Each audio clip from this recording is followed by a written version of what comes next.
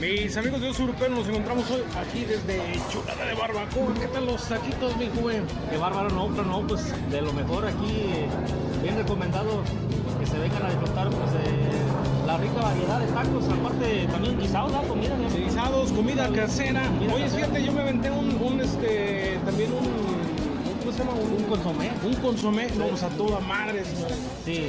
Y bueno, pues hoy estamos aquí y vamos a comentarles sobre la semana pasada que estuvimos de fiesta allá en Soledad con lo de la Feria de la Enchilada, que mucha raza decía que ni es feria, ni es nacional y que ni es de la enchilada. Pero bueno, son comentarios ahí de gente de crítica, vamos. De crítica, sí, así es. Y, no sé si tú sepas la historia de la enchilada, cómo estuvo.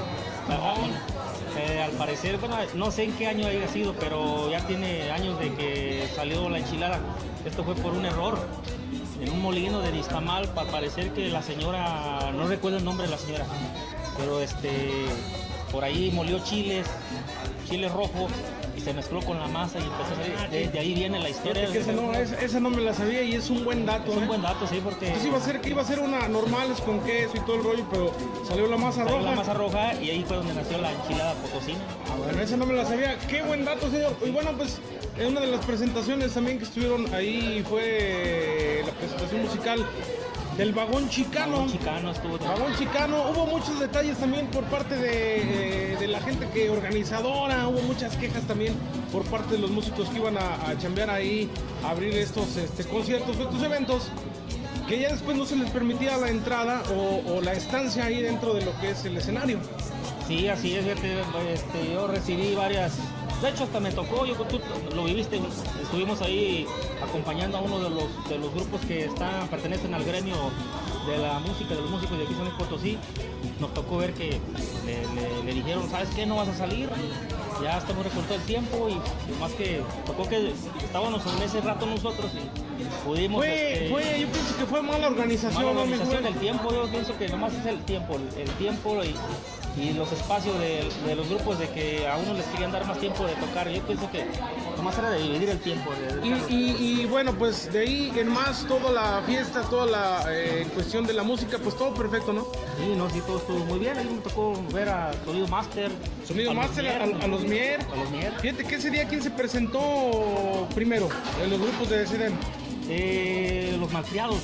Malcriados, es cierto, Malcriados. Actualmente había otra agrupación que no es del gremio, ¿verdad? Pero estuvieron ahí. Estaba comentando inclusive un cuate que me extrañó porque es músico y le gusta mucho la música tropical inmortal. Me extrañó que dijo que no hubo respuesta por parte de la gente cuando salieron los Mier y cuando salió Sonido Master, que no hubo respuesta de la gente, como no, se estaba lleno, toda la raza estuvo coreando, estuvo cantando las rolas y ¿te parece que vamos a ver un video de lo que pasó ese día con el Sonido Master? Ándale, sí, vamos a verlo. Y por ahí quiero mandar un saludo a la gente que le gusta lo que es la música de Sonido Master, los Mier, todo el Topaz, Pegaso, pega,